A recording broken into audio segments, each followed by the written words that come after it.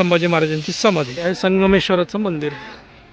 भीमा, भामा आणि इंद्रायणी या तीन नद्यांच्या संगमावरती असल्यामुळे या मंदिराला संगमेश्वर असं नाव पडले असे म्हणतात. मूळ मंदिर हे यादव काळात 1000 वर्षांपूर्वी बांधण्यात आले होते असे म्हणतात. मुख्य सभा मंडपासमोर सुंदर कलाकुसर असलेला नंदी विराजमान आहे.